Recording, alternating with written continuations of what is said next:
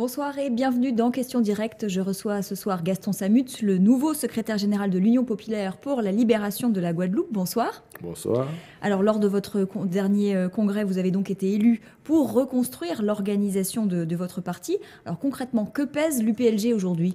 Eh bien, l'UPLG, effectivement, est une organisation qui a été extrêmement puissante dans le pays et qui, petit à petit, vous savez, avec le temps, après 40 années, a un peu perdu en audience dans le pays. Alors, est-ce que vous avez concrètement encore des militants ? C'est vrai que la plupart des partis les cherchent. Il vous en reste ? On a des militants, mais surtout l'UPLG. La force de l'UPLG, c'est que l'UPLG est implanté sur toute la Guadeloupe. On a des militants dans toutes les communes. Du nord au sud ? Du nord au sud, à Marie-Galante, Marie-Galante, Désirade, partout. Donc là, à ce niveau-là, même si on n'est pas très nombreux, on a des militants partout. Alors, lors des dernières régionales en 2015, la liste de l'UPLG qui était conduite par Marie-Christine Mirkidal, à qui vous venez de succéder, est arrivée dernière avec seulement 0,50% des voix.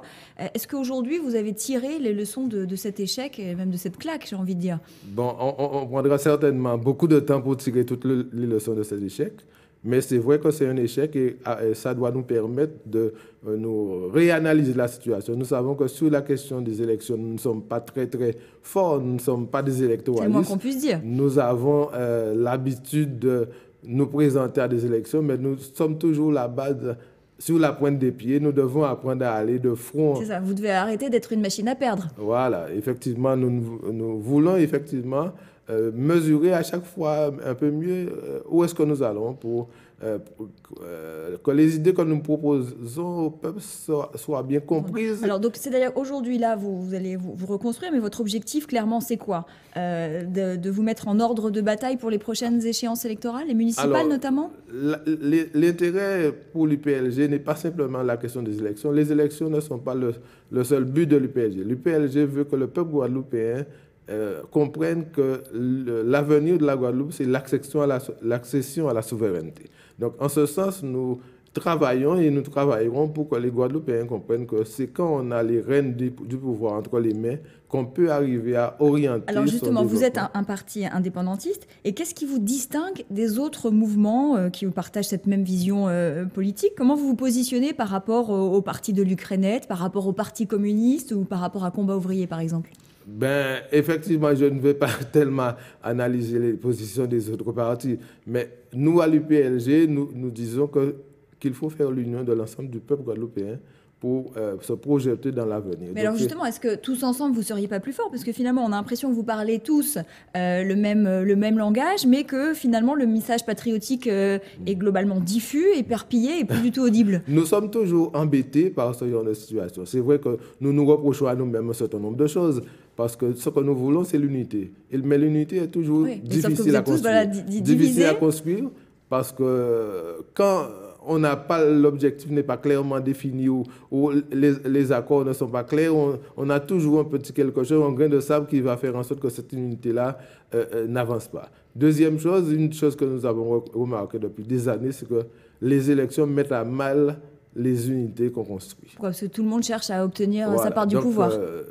Ça c'est un problème que nous avons constaté depuis longtemps, c'est que les élections mettent à mal les unités, les semblants parfois d'unités qu'on construit. C'est pour ça que nous, aujourd'hui, nous allons prioritairement travailler dans le peuple, travailler pour faire comprendre nos idées, travailler pour que les gens agissent, construisent. Alors justement, sur la question de l'indépendance, vous défendez donc l'idée que la Guadeloupe change de statut et devienne un État, mais l'évolution statutaire, c'est le cadet des soucis des Guadeloupéens, puisque selon une étude réalisée par Calistat dans le cadre des Assises de la famille, donc c'était en février dernier, donc c'est très récent, il est apparu que seuls 6% des personnes interrogées se préoccupent du changement de statut de la Guadeloupe. Alors est-ce que, objectivement, vous pensez pouvoir fédérer autour de cette question ?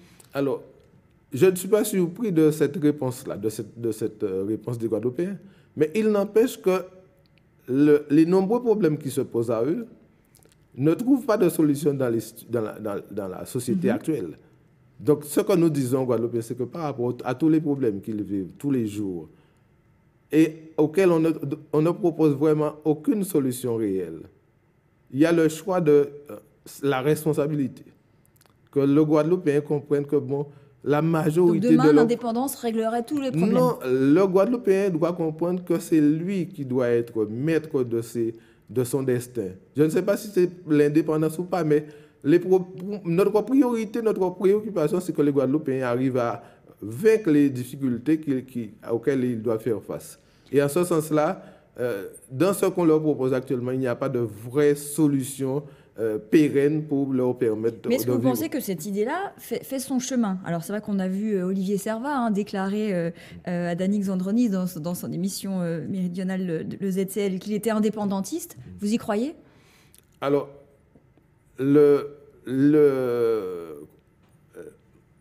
l'horizon indépendantiste est très large. Je ne peux reprocher à personne de dire qu'il est indépendantiste. Mais là, vous pensez que c'est réel ou qu'il cherche à braconner sur les terres des indépendantistes? Mais il ne braconnera rien. Olivier Servat, on le connaît. C'est un Guadeloupéen, on le respecte et je pense qu'il respecte aussi les indépendantistes. Mais il n'empêche que, bon, nous... c'est un coup de com'.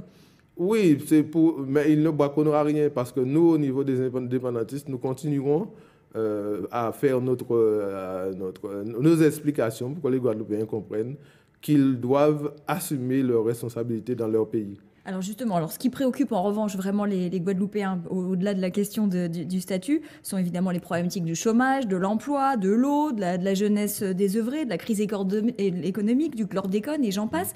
Alors est-ce que vous avez concrètement des solutions en dehors des piquets de grève et des blocages? Alors, il faut qu'on puisse dire au pouvoir français clairement ce qui est de sa responsabilité.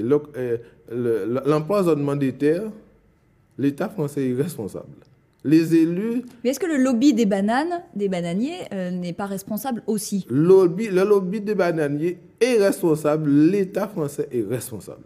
À ce titre, nous devons, en tant que Guadeloupéens, exiger que l'État français répare. Donc il faut les traduire en justice aussi, les bananiers? Alors, il y a à traduire tous les responsables en justice. Effectivement, nous considérons que c'est comme ça qu'on va faire rendre justice à ceux qui sont et du coup, ils peuvent être quoi? Condamnés à dépolluer les sols? Alors, la dépollution des sols, bon, là encore, la dépollution des sols, c'est une question scientifique.